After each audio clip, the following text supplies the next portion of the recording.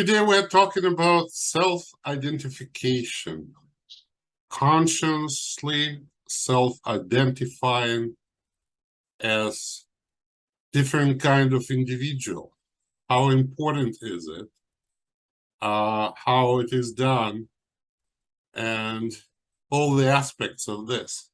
And our guest is Oksana Vovchenko.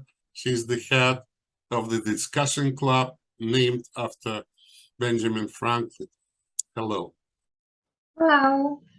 So I think this is one of the most interesting topics and very excellent. intimate one. So please present your opinion about this. In my practice, I work as a coach, which situation I meet often. People come to me with an inquiry saying, I would like to start my social media profile, my page, and I do not know what to write there. And this is an inquiry for coaching session. But almost always we come to the question, who am I? And most of people cannot reply. Actually, do not have answer. They do not know what to write on their pages just because they do not know who they really are.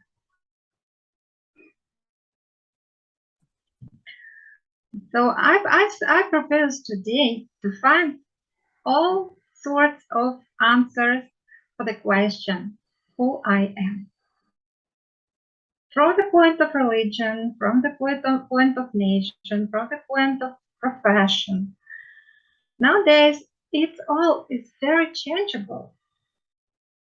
All times people born, get their religion, get their nation, get their profession, almost for entire life.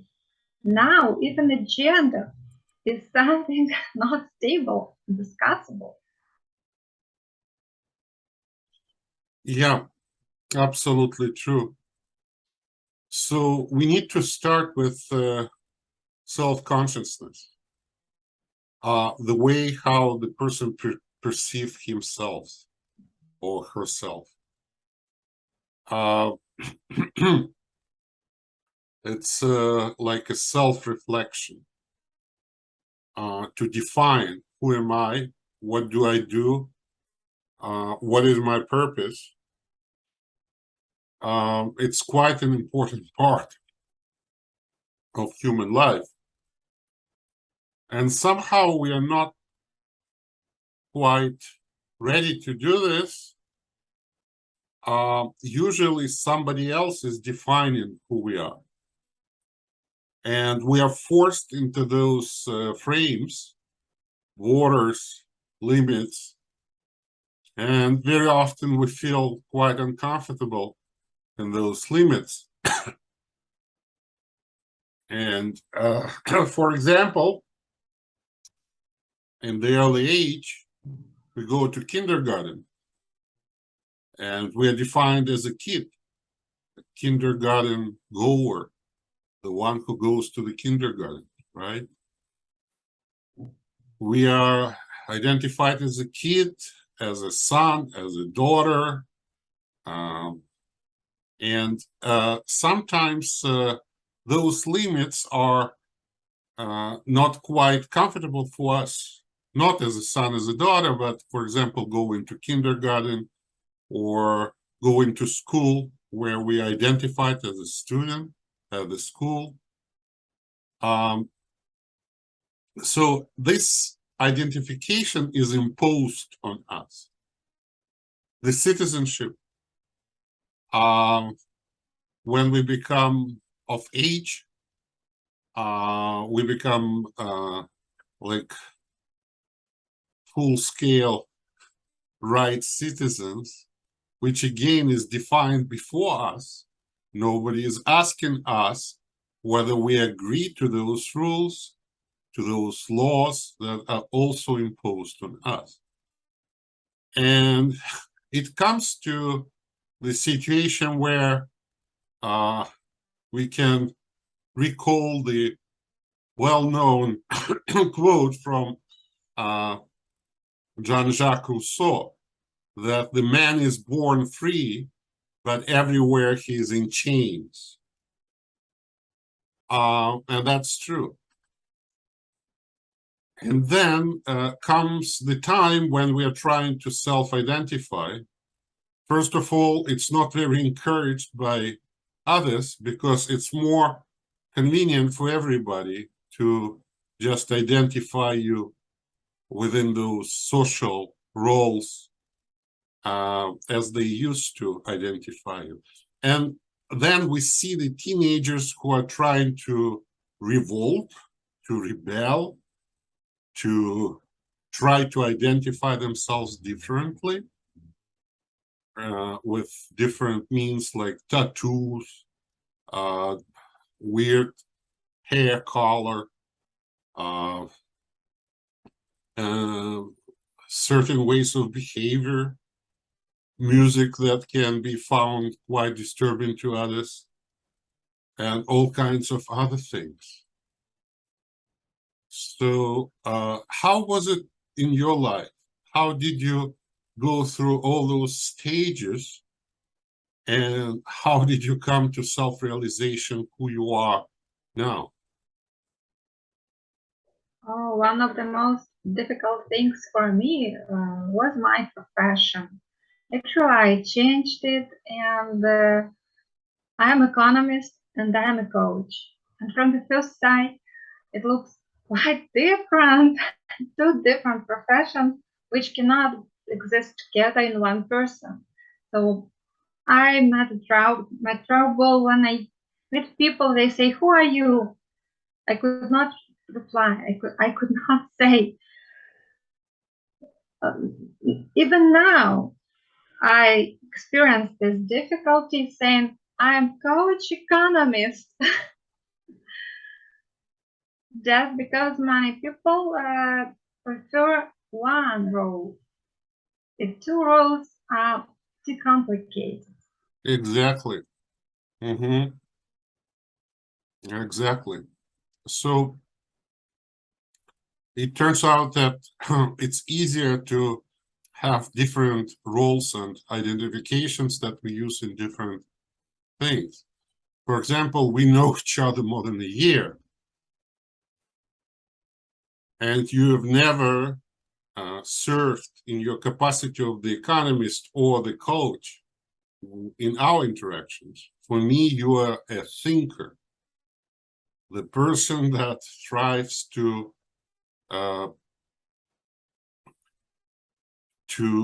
get through different concepts, sometimes philosophical, sometimes political, sometimes sociological. And I believe that your participation in your club is defining you as a thinker. Do you agree? Yes, yes, right. Which doesn't quite contradict with other things. You need to be a thinker as an economist. You need to be a thinker as a coach. But purely in discussion club, and if we look at our topics, which are the topics of your discussions in your club, we even use the same list. We might say that you are a thinker. I wouldn't say philosopher, not because it sounds more than a thinker, but because it has some negative connotations and borders. You're broader than philosopher. You're a thinker in a broader sense.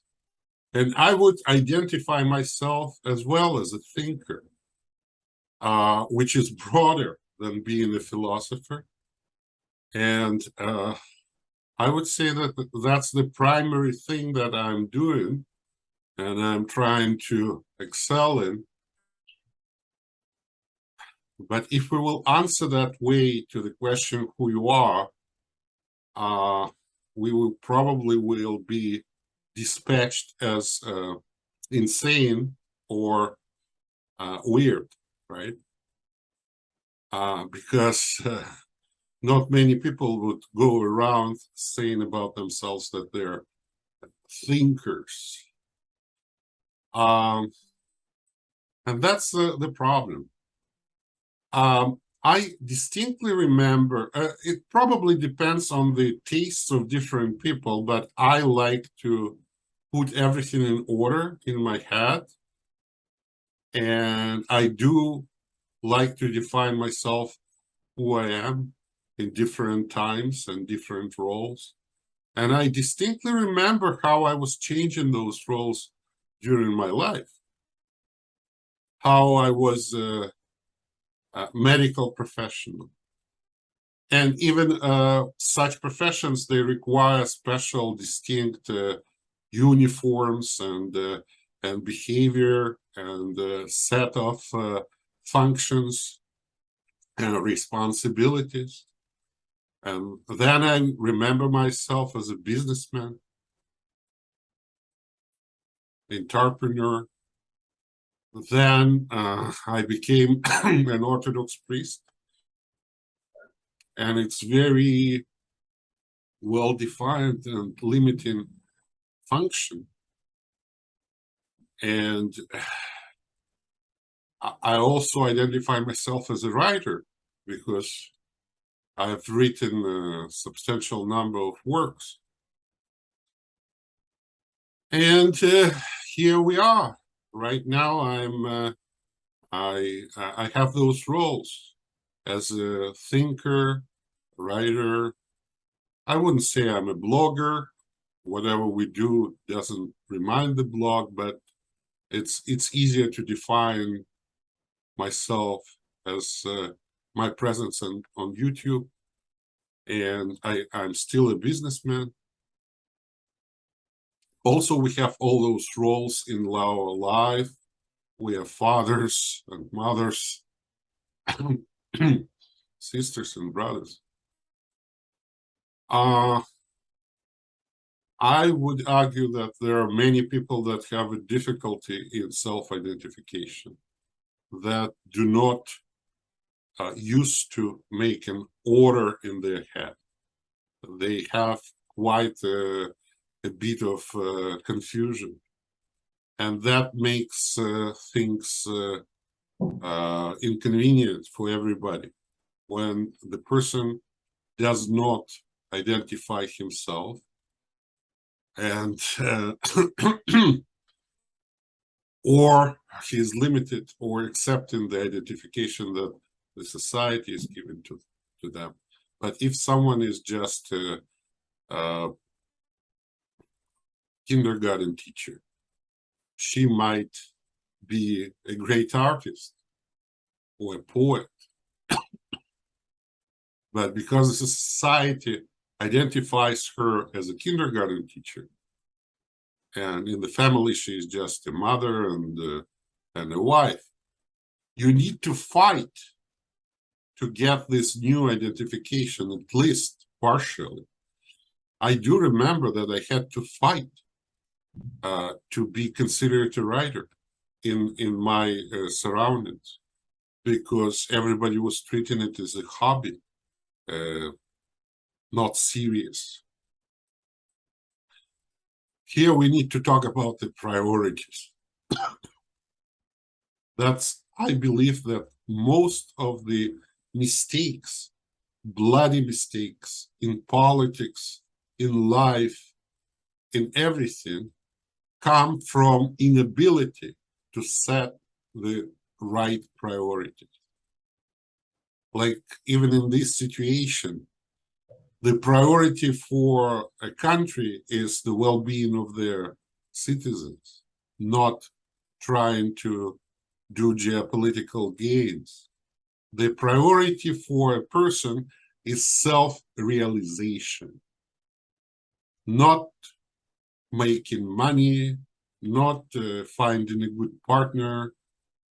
All those things are important, but they all need to let the place for self-realization. Self-realization.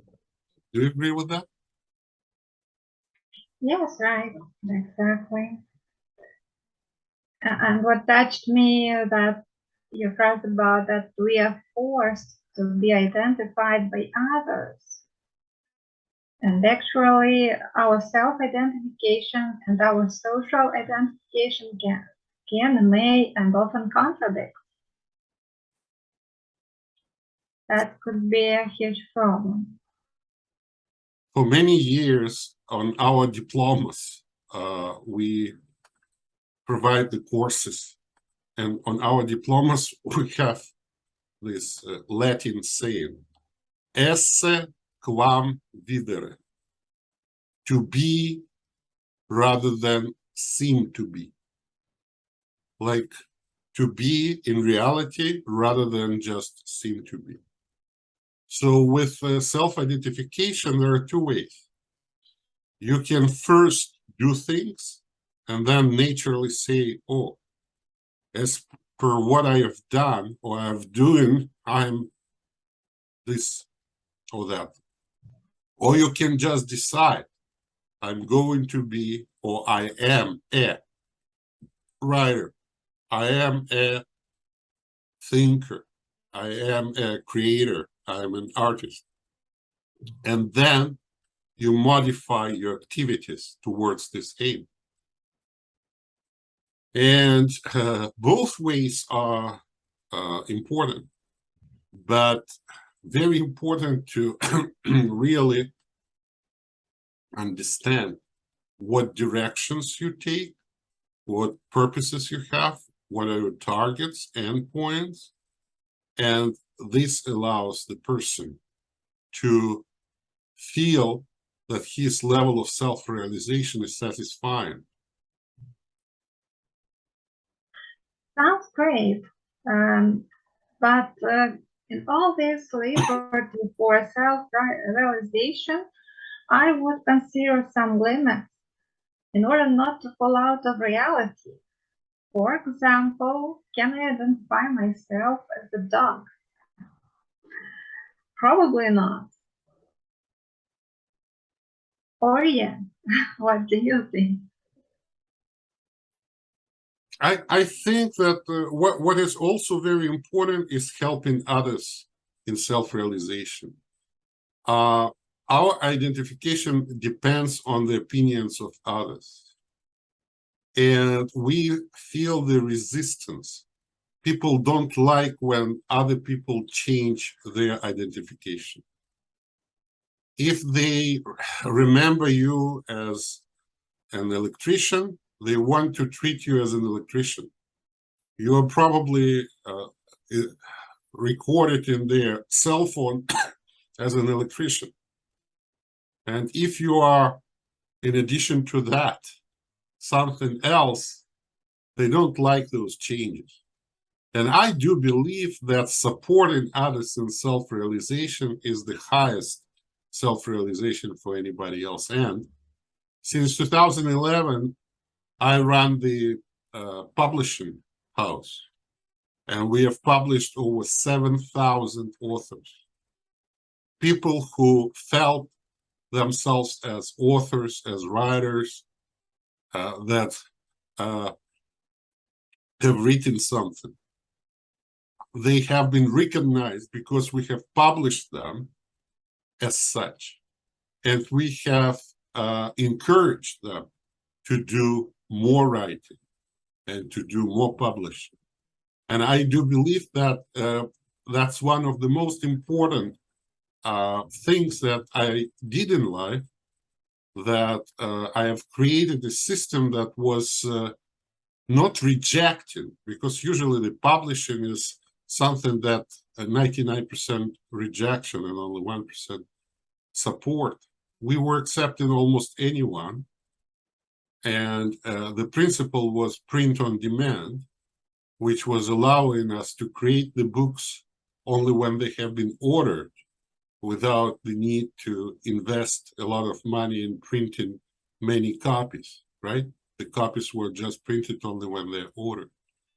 So that was an example how I made an impact, self-realization for others. Another thing is that if the person is self-conscious and have achieved some self-realization, he is more fond of supporting others.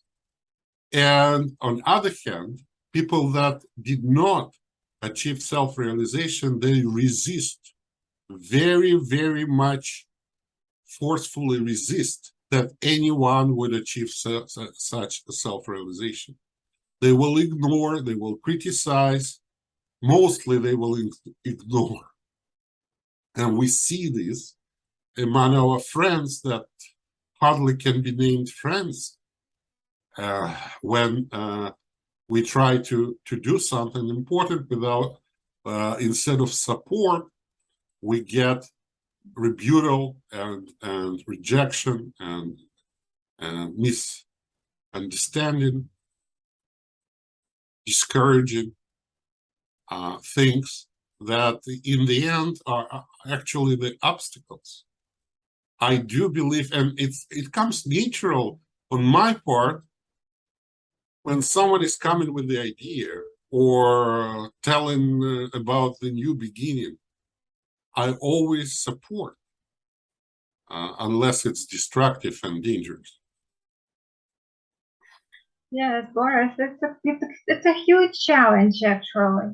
Just imagine a person who at his or her 35 or 45 change profession. What about your resume? When you write your resume and come to the new job, the first you will be heard by HR. They look at your resume and say, oh, your experience is quite different from what you want. Why you have come? Almost everywhere this person will meet refuse or reject. Almost everywhere. It will be really hard to just to escape your history and your resume. I do believe that we live in a very good times for self-realization. Those things like YouTube, Instagram, especially YouTube and TikTok, but especially YouTube, allows self-realization in almost any area. For example, you want to become an historian, but you don't have the education. You can invite professors of history, and instead of taking the lessons, you can make it very interesting and appealing videos with those professors, where you can get them. There are websites like Profi and other websites with tutors, and they offer very reasonable prices for their services, not much. $20 per hour, $10 per hour, $15 per hour. And here we go. You invite a professor in history, and you read the things from Wikipedia because that's the best source, right? At least to understand. And you start talking with this professor, and he is the specialist in this area. He's telling very interesting, very challenging things, and it can be very interesting. But you need to be at least in command of the knowledge of basic things. Otherwise, you will irritate those who watch you and the professor that would feel that you know nothing about anything. But here we go.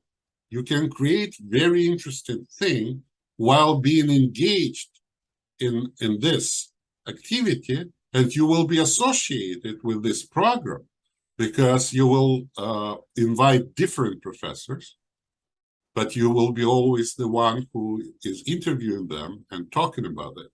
And here we go, in a year or two, you can have a very nice fellowship on YouTube, and you will be very knowledgeable in history because what is interesting thing is that those professors, when they are forced to talk to public on YouTube, they have to speak plain language, very clear, very simple.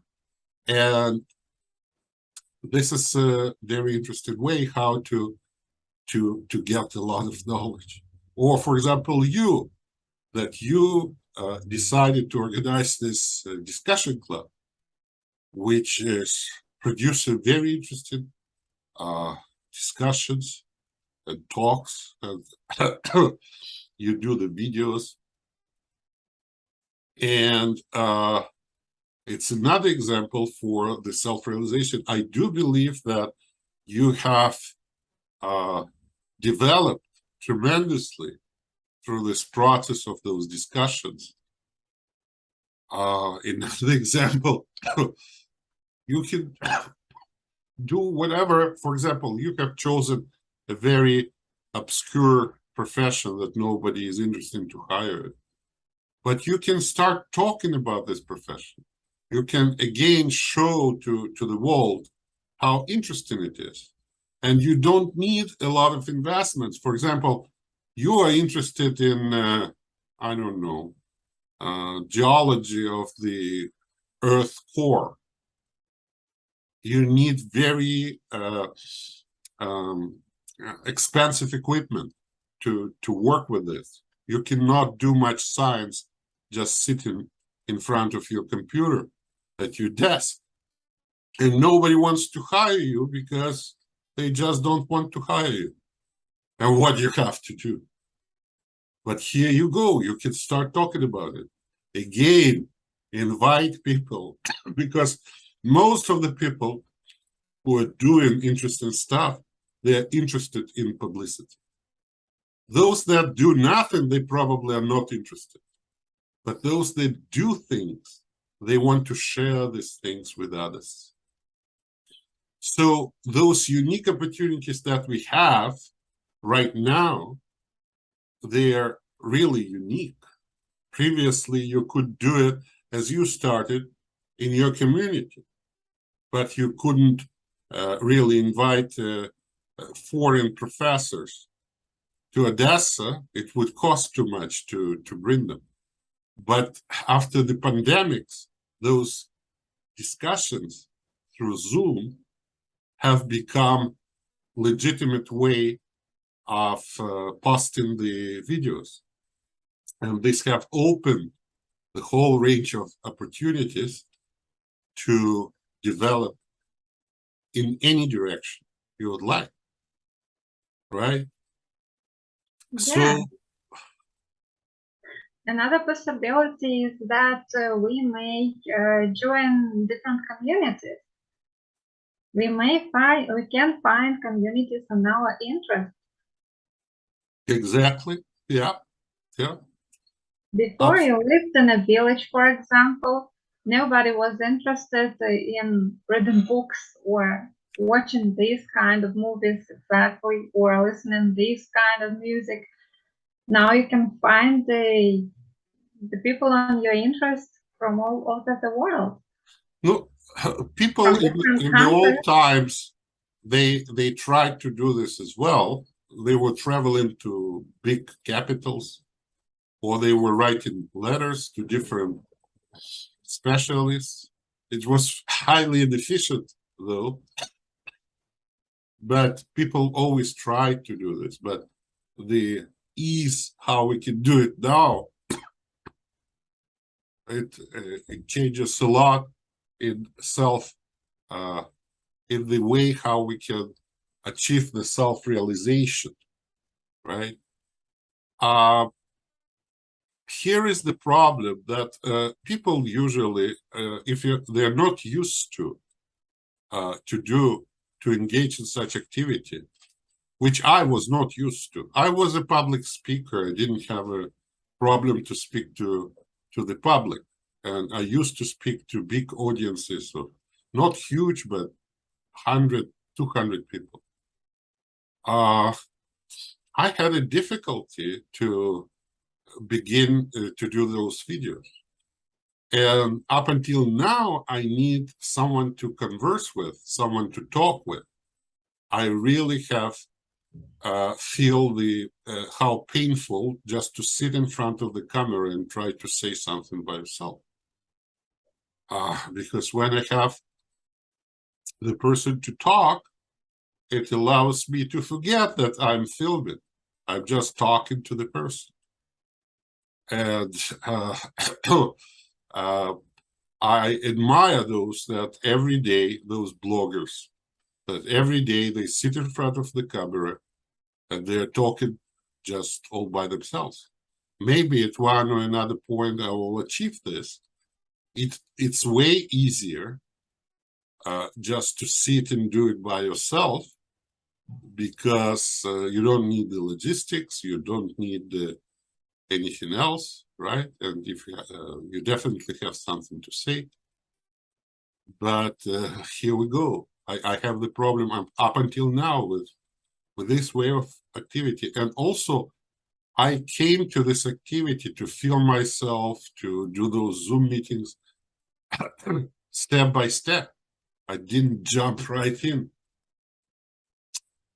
So it shows that even for people that are public speakers, that are experienced in teaching, all my businesses, most of my businesses were connected to courses and training. And even I have the difficulty to start those things, right? So I can imagine how hard it to other people to do this, to become speakers. And another thing is, which helps us, the standards. The standards are different. If in old times, no word was said at television without reading the text, now you cannot sit and read the text. People will not listen to you. They want you talking your mind. They want the degree of honesty and being sincere. And even if you make mistakes on camera, they will forgive your mistakes. It can be kind of cute. But you need to be sincere. You shouldn't be fake. You shouldn't be reading, even if those things are correct and you have just righted those things. There is a difference between when the person is speaking out his mind or reading. Because when the person is reading, he is losing the idea of what he is reading. And those who are listening, they don't catch the idea either. All right. So on one hand, it makes our purposes easier, because we don't have to do formal preparations for the speeches, right?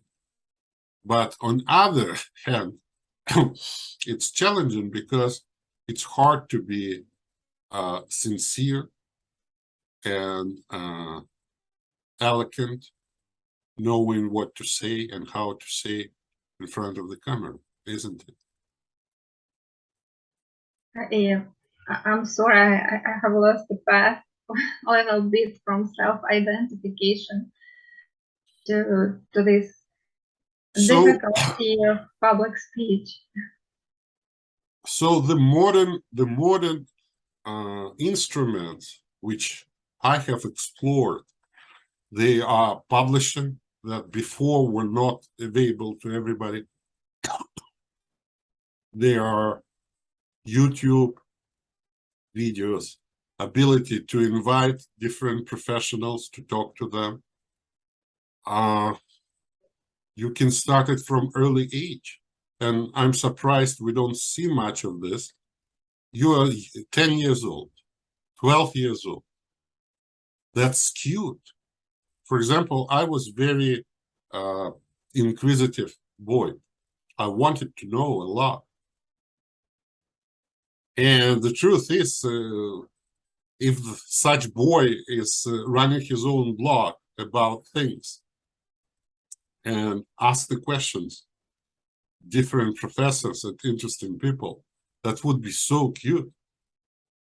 And I'm quite sure that there are so many girls and boys out there that are smart and interested in such activity. So you can start it very early. Like those who became tremendously successful, like Alisher Morgenstein, in these weird kind of activities. as a rap. He started as a boy to film those things. So that's my advice to the parents, that they can support their kids to do something like that. Yes, if the kid will be trying just to say out his mind, it can be a little bit less productive. But if he will be inviting different people and asking these so-called kids questions that we don't have answers, that would be very interesting, right? And this will engage young people into the conversation with the previous generation. And it will not be just a private conversation, it will be the public conversation. Because if you are talking with someone from previous generation and many people see it, it makes the connection between the generations. Because if you watch the modern movies, there is a great fight between the generations, misunderstanding, always fighting, teenagers with parents, parents with teenagers, middle age with older age. And the truth is, we shouldn't fight. We don't have to fight. There is no such man or woman who is a teenager or middle age or old age. It's all the stages of our life. This teenager one day become an old man, and any old man used to be a teenager. So we are solving all the same problems throughout our life, including the self-realization and self-identification. And the better understanding between the generations is the tremendously important role. And I do believe that in some societies, they intentionally make those generations fight with each other to separate the society and not to allow it to consolidate in a certain way. And we need to do quite the opposite, to glue together those generations. And again, on my channel, I have very old individuals that I'm talking to, very old, 90 years old, scientists, writers. It might be one of their last recordings.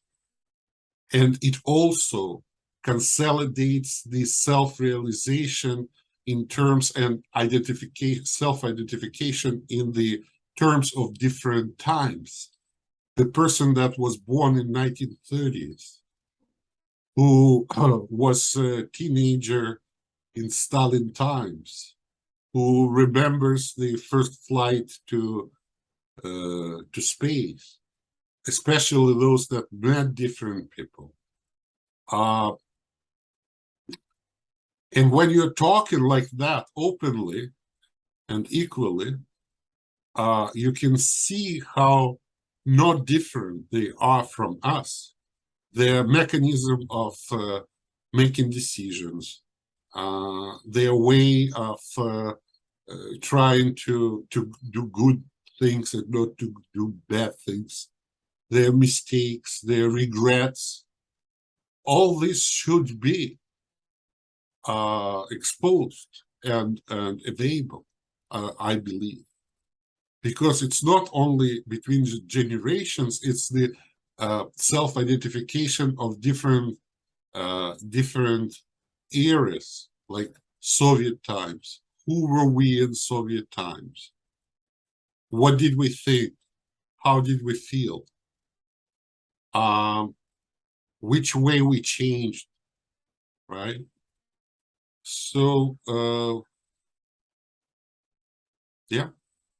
Yes, we pointed to such an interesting topic about Soviet Union, how to identify yourself after you lived in a country does not exist any longer.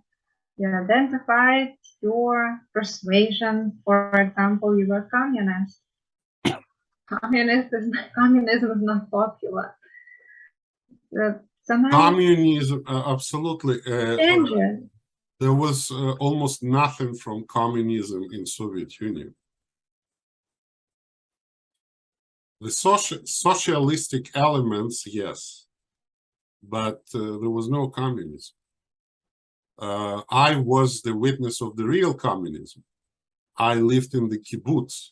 Kibbutz is the communist settlement in Israel, the real communist settlement.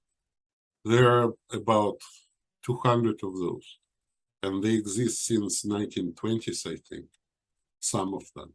And they are truly communist. There's no money. You work whatever you can, and you get whatever you need, and everything is free. They have their own problems, but it is possible. And since I was 19, it went very deeply in my psyche. And I tend to organize communist communities when later on I have organized this shelter for homeless. It was built in the same way as the kibbutz was built. Everything was free. Anyone would contribute whatever they can and will get whatever they need. Everything was in public use.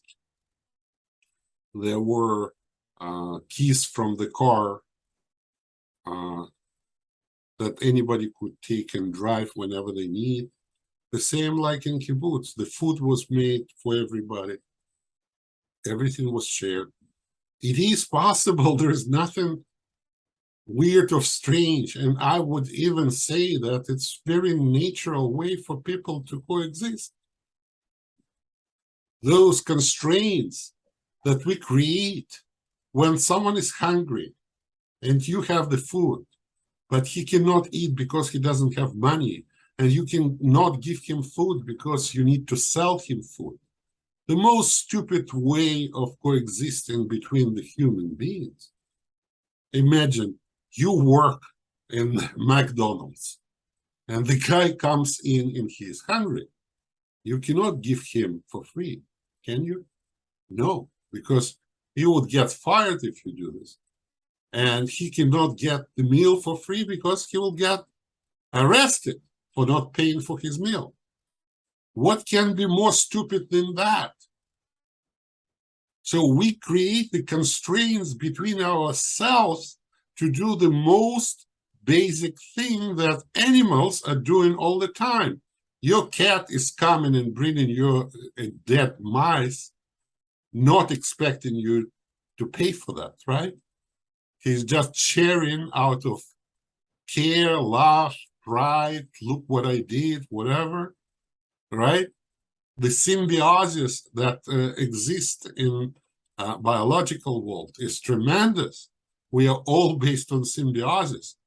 We have special life forms in our intestines that without them, we will not be able to digest things properly. They don't charge us for being there, and we don't ask them to pay rent to live in our intestines, are we? So we are coming here to the conclusion that many things you as an economist would argue that are normal and basic, like exchange of goods and services for money. I say they are most unnatural and actually the obstacle. So the true communism is an most efficient system of distribution of the resources and collective efforts to the benefit of every particular individual and society as a whole. We didn't have that in Soviet Union. Theoretically, we had that understanding, but this was just a theory that we were reading thousands of times in those books and lectures, conspects, but we never realized how natural it is. Every single organism is the example of the communist approach. All your body parts are getting everything they need, and they are contributing everything they can. All right? And we are very efficient systems, all right, when we're not sick. And when some part is trying to gain more than it needs, the person becomes sick and can even die. When one part is not getting what it needs, like blood and nutrients and oxygen, we call it we call it stroke, we call it heart attack, and the person dies. So since we said about the communist, again, it has gained such a bad connotation, communism. But the idea itself, it's the most natural and efficient idea of the organization of different societies with resources and efforts to the benefit of every particular individual. First of all, every particular individual. And then, as a result of that, to the benefit of all. Yes, actually, we economists agree with that. We say that when people live in a small community, communism is a very effective way to coordinate our actions. What economists really say that we have to invent some regulation to coordinate large societies. When I will give you an live in a example of the very big communism. society of strangers. When you have to regulate your relationship with strangers, when you meet people first, you'll never meet him again. You do not know if you can trust him. You cannot use this mechanics of ostracism as you use in a small village, for example. You cannot use the same mechanics of coordination. So this is why we invent some more unified rules, coordination, just to resolve the problem, coordination problem. Actually, communism didn't pass tests on scalability. Actually, when we come to a smaller societies, we return to communism naturally because it is easier and really very convenient. We do not need this economics procedures in a small scale relationship. When our Earth is facing the global problems like pandemics or the war, we have elements of the communism on a global scale. For example, now I don't think that Ukraine will ever have to repay for the weapon that everybody supplied them with. It's communistic way. Yeah. Or during the pandemics, some of the producers of the vaccine, they didn't protect their rights to those vaccines, and they allowed to do generics right away, which was against any commercial reasons, just to allow others to produce those vaccines.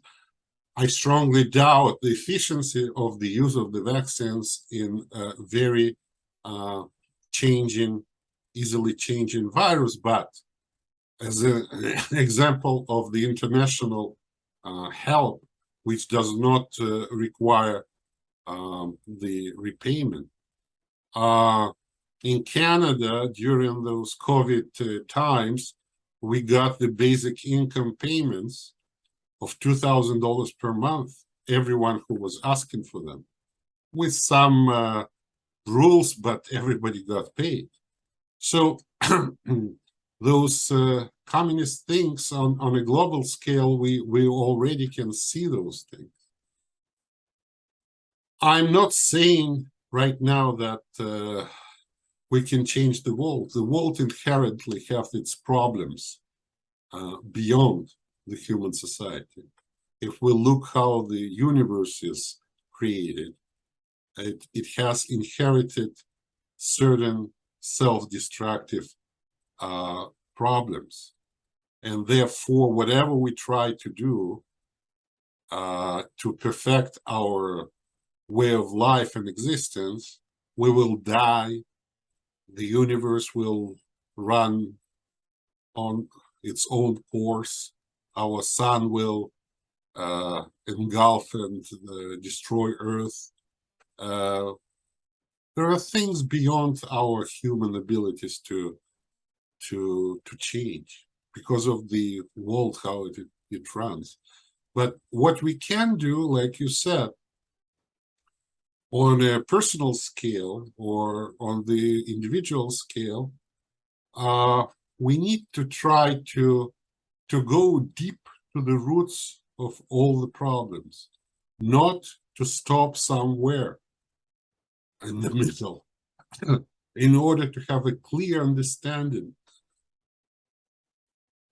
Like in this example that you made with communism, because those things, they have negative connotation, which disallow us actually to take all the benefits that those ideas can have within themselves. The same with the religions. Religious things can be very harmful. Like last time when we were talking about the national ideas, I have been arguing that the sources of this war that we have right now is religious. Remember? The belief in absolute supremacy of the Russian Orthodoxy over everybody else in the world. And the same thing happens to many religions.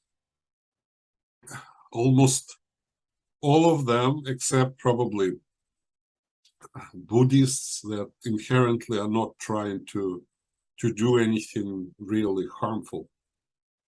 They have the long history of religious wars, and even if we look deeper, modern wars and modern relationships in the world are deeply enrooted in religious things.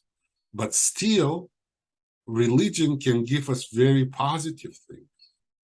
Religion is the first example of non-economic activity.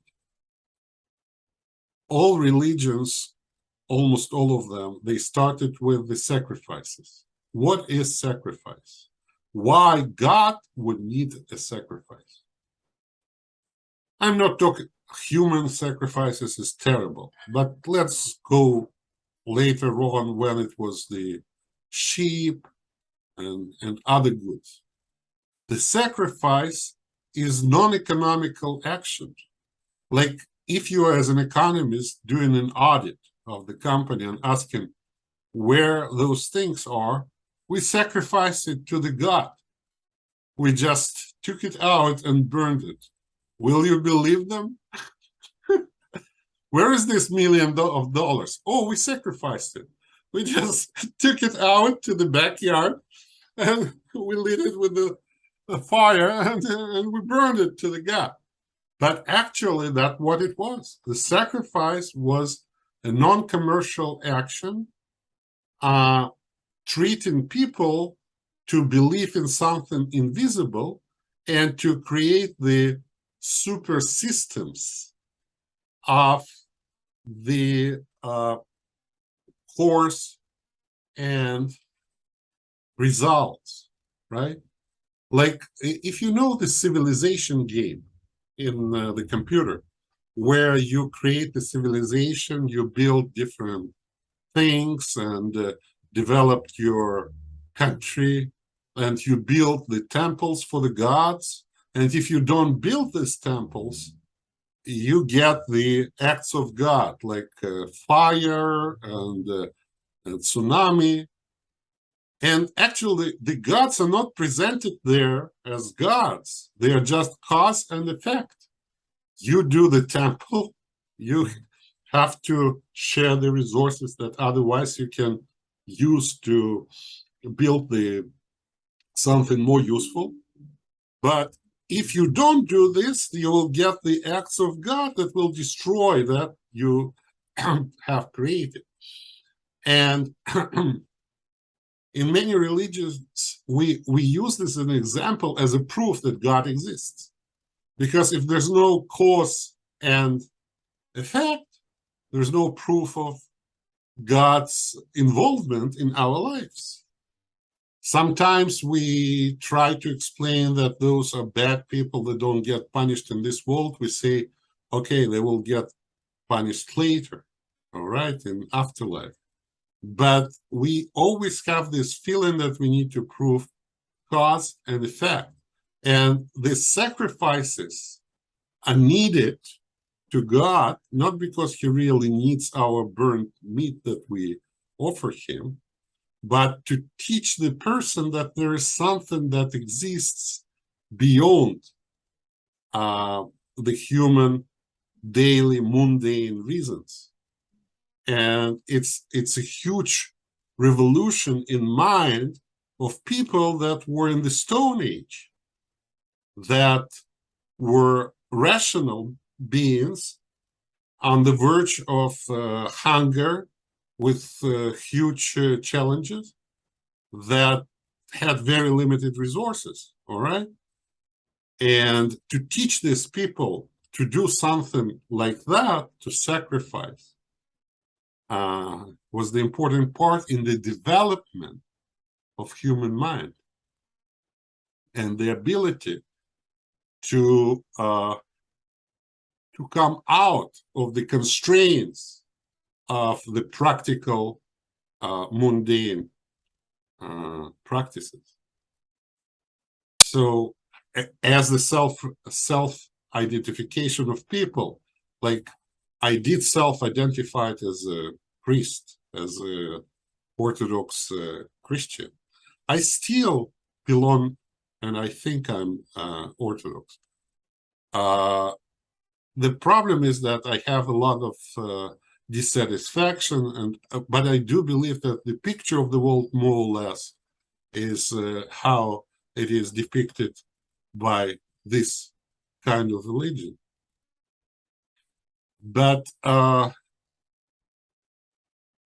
what do you think about it? What is interesting about religion and self-identification is that almost always our children have no choice. Actually, we put our children into our own religion without their conscious understanding. For example, in Orthodox Church, we, how to say, baptize children after their birth. So we force them to share the same religion. I read about Amish that they actually wait until some age and then ask their Because children if they want to be baptized. Baptism is not entering some political party. Every religion has the element of mysticism. Religion is about mystic things. So by baptism, you are protecting your child from the influence of the bad forces. And you are getting the guardian angel that will protect your child. And that's the difference. Orthodox religion and Catholics, they both believe that baptism is a sacrament, which is mystical action. And Protestants, they probably do not believe in it. And that's why they believe that it should be done with a certain consent, right? So that's the explanation that we give why the baptism is needed as early as possible. But now, when I'm answering, I'm identifying myself as a priest, right? So you just put me again into this scale of priesthood explanations. But if you will take me back to the thinker, I would start challenge God. Why Almighty need to put some water on the person in order to protect him? And if we don't put some water on the person, you will not protect them. Almighty. You see why I'm not the priest? Because I'm asking those questions. And as a priest, if I would start asking those questions, it will be very counterproductive for everybody. Because I respect people, I respect the church, I respect God as much as I can. And I don't want to continue to self-identify as someone who is representing God. And all the priests, they believe that they do represent God on earth. Not in terms of power, but in terms of serving people, right? I don't want to identify myself to allow me more freedom as a thinker to ask those questions and to search for the answers. Let's talk a little bit about gender identification. We talked about professions, nations, religions, and what about gender? Now we have liberty actually to be either male, female, or between that on any scale. I just released. But what about our languages? That's okay, but just imagine Russian, or Ukrainian, where we have language gender-oriented. It is not so easy to express yourself in Ukrainian language, for example, not being male or female. It's not possible to say even what I do or what I'm going to do and describe myself because I need to invent new language. That's why sometimes I'm talking about myself as a neutral, like я пошло. In English, you can't do that. English language is constructed so that there is it used to have gender. Yes. They're not so gender-oriented. And English, I know Japanese language even more gender-oriented. Yeah. So I believe that gender is a reflection of our biological role.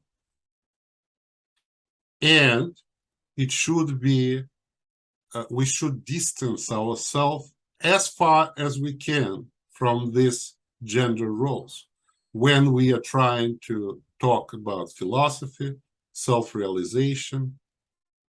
I just published a chapter from my book, which is talking about it, that sometimes we are so much men and so much women that if we remove everything that belongs to gender, we will not find anything left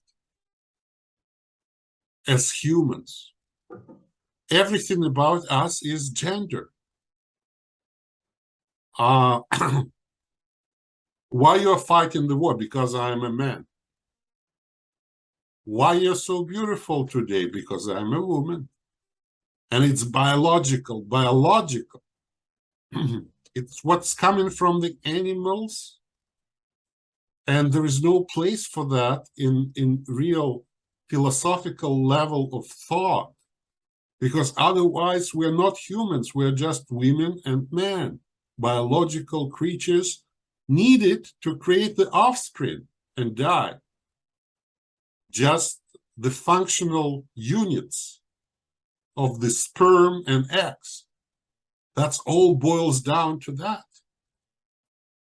And I put out this chapter, and it's the previous video from that one. And someone have written a comment. It's the last century. I regret that I lost time listening to that. So what I'm saying, that humans have to be humans, first of all, not men and not women. For someone is considered it's from previous century. And I think, no, it's from the next century. Because a lot of things are keeping us on a very low level as humans in our decision making. For example, we talked about that, about artificial intelligence, that will not make and base their decision based on the gender. Like, you are a beautiful woman, I enjoy talking to you. If you would be ugly, I would rather find somebody else.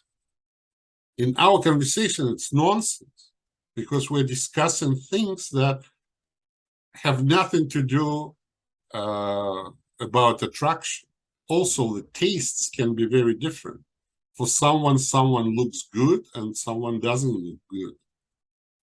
And most beautiful women can be criticized by other women, right? We know that. The same with the man. So all those reasons that fill our world, especially if they are not, there's no realization of these constraints. Why did I start the war? Because I wanted to steal this Helen of Troy. And that's why all my people and other kings have come for 10 years to fight Troy, because I wanted to fuck this woman. Oh my God. That's the story of Homer, right? Ulysses. The same thing is here. A lot of things are done that way. A lot of things are done that way up until now.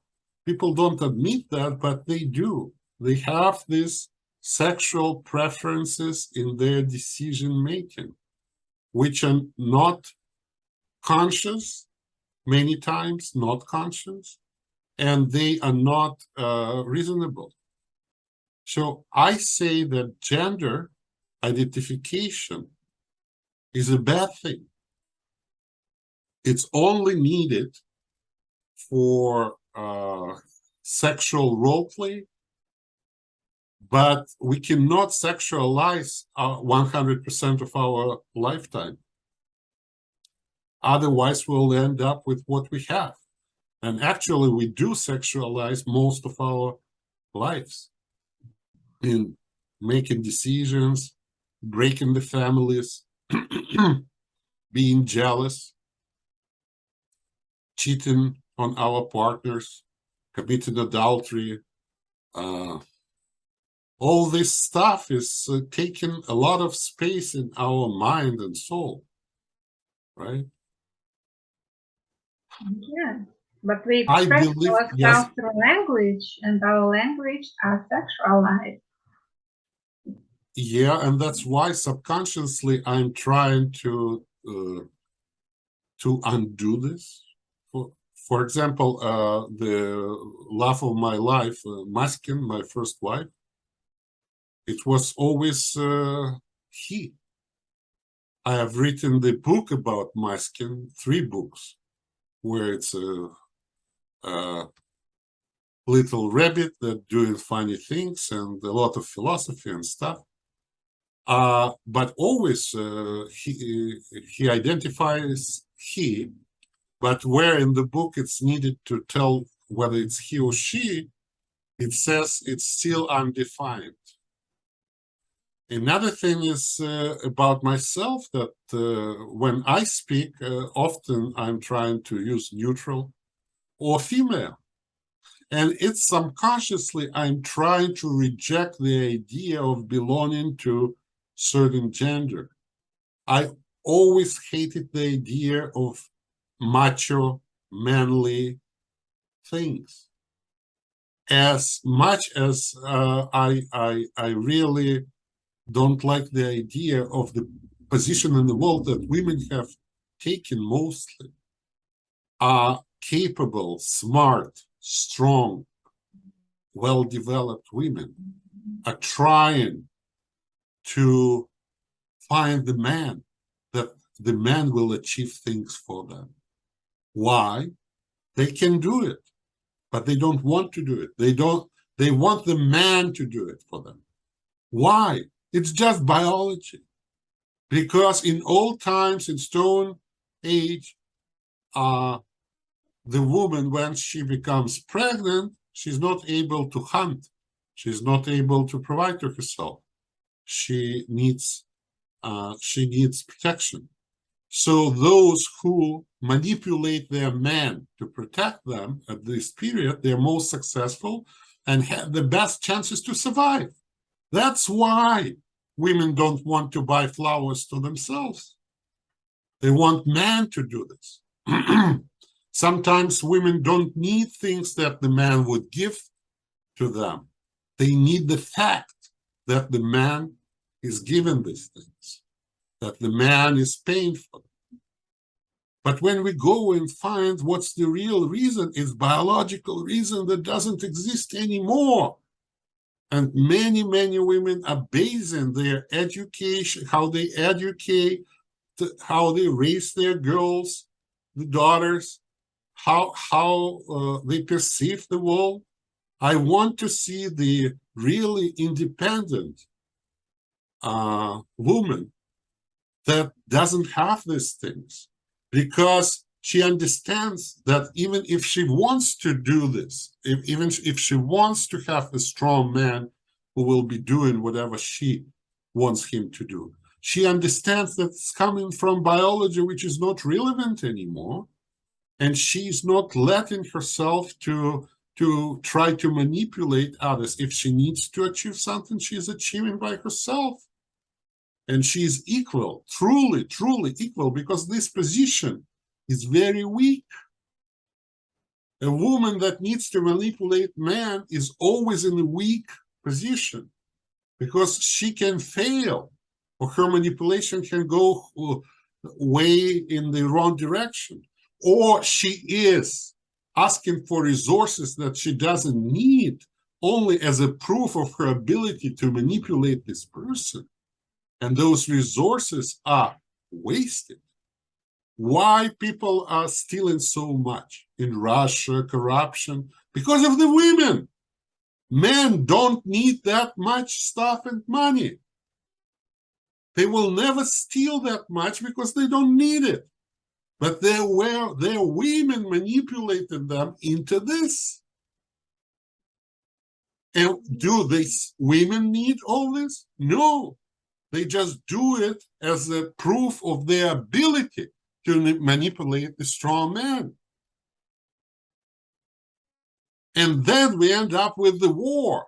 We end up with the armies that perish. We end up with all these things because women manipulating men to give them resources they don't need. You see? But maybe these are their own complexes.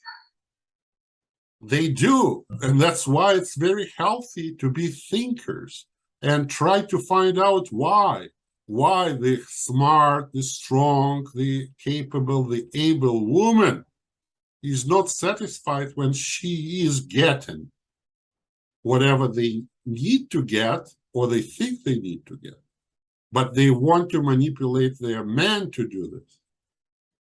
And that's give them the real satisfaction. And the higher man is, the more sacrifice this man has to give to the woman, right? It's not limited anymore with nice jewelry. It has to be, it has to be houses, private airplanes, and all that stuff. And man is easily manipulated because we have a very strong sexuality. We want to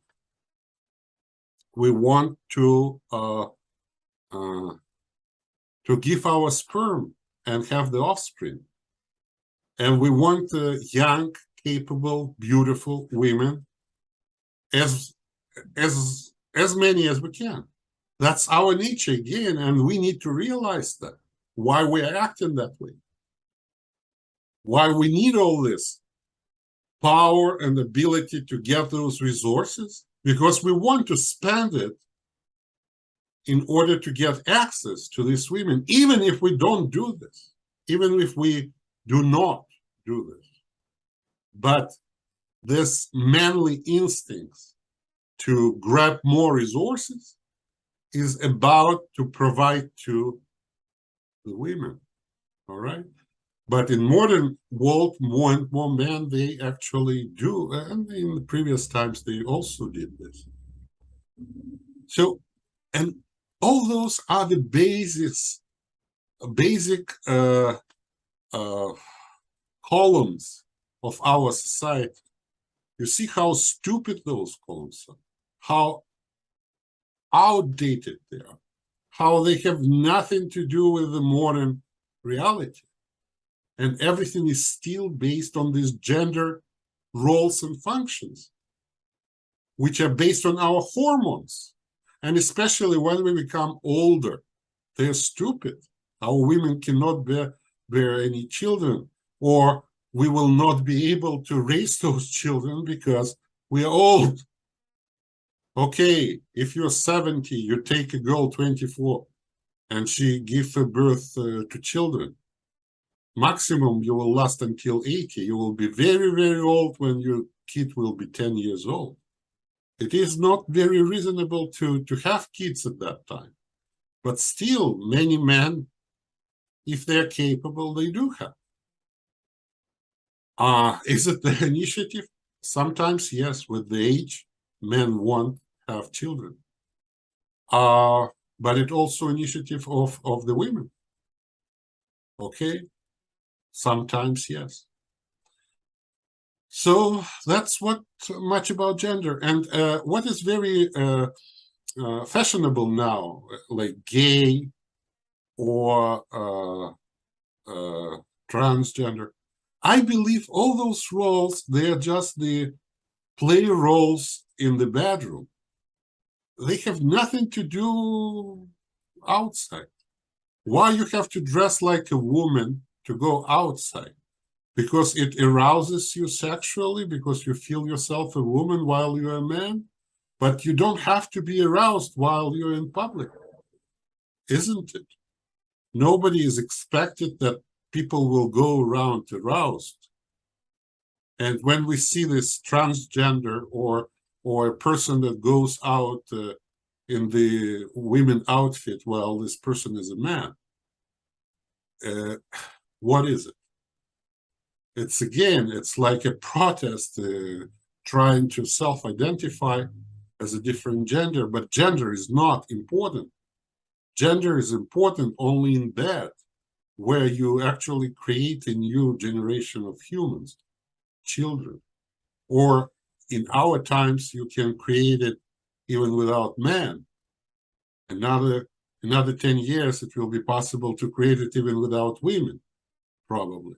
Just extracorporeal pregnancy and without involvement of humans at all. And why it has to gain such an importance? It gains such an importance because our imperative, sexual imperative, is the strongest imperative in our existence. Because the nature manipulates us to make it the most important imperative in order to have the new generation to play with. But do we need this new generation? Do we subscribe for this? Do we care about it? No, mostly we care about here and now. And it has nothing to do with here and now. Sexual gratification, okay. We need this because we are built that way. But it has really nothing to do with how we identify ourselves as gender, gender-wise.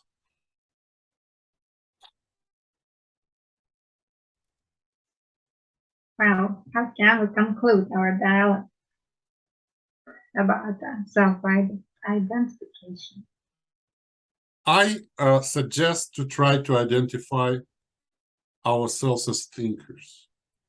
because thinking can be very profitable activity. There are very few who are engaged in that. I'm rephrasing what Ben-Gurion used to say. Thinking is very profitable activity, but there are very few who are engaged in that. Very few who pay for that. No, it pays off a lot. Very few who actually going down to the roots of the phenomenon and trying to understand what is the basis of their actions, how they feel, where they go, what they do, how they identify themselves. And this leads to frustration, a lot of frustration. People are very suicidal, very suicidal. I'm, as a priest, I think I have seen it more than others because I was taking confessions. Not every second, almost everybody is deeply suicidal, with very few exclusions. It doesn't mean that they are going to kill themselves right away, but there are so many other ways to kill oneself, not necessarily directly.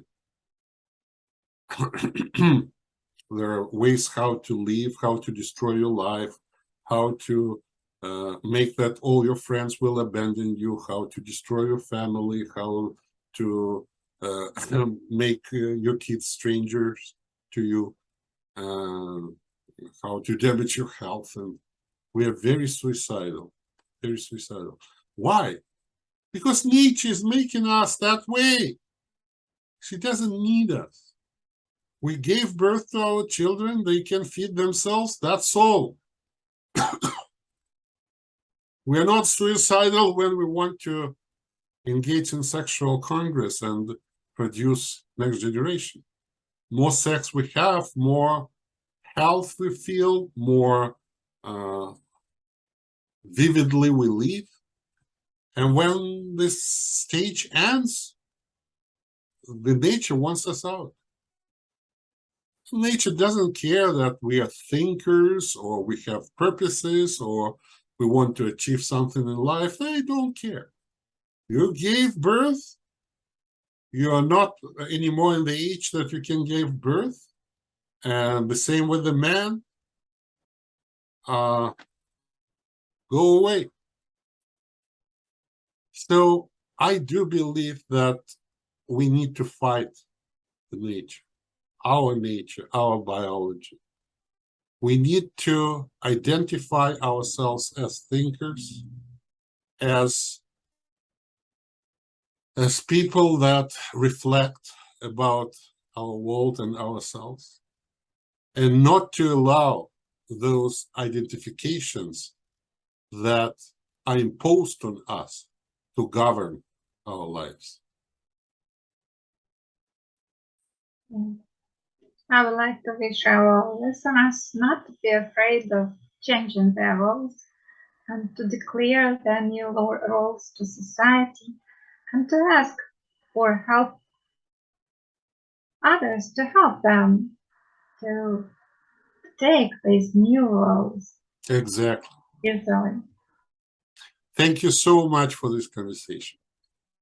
Thank you. Bye.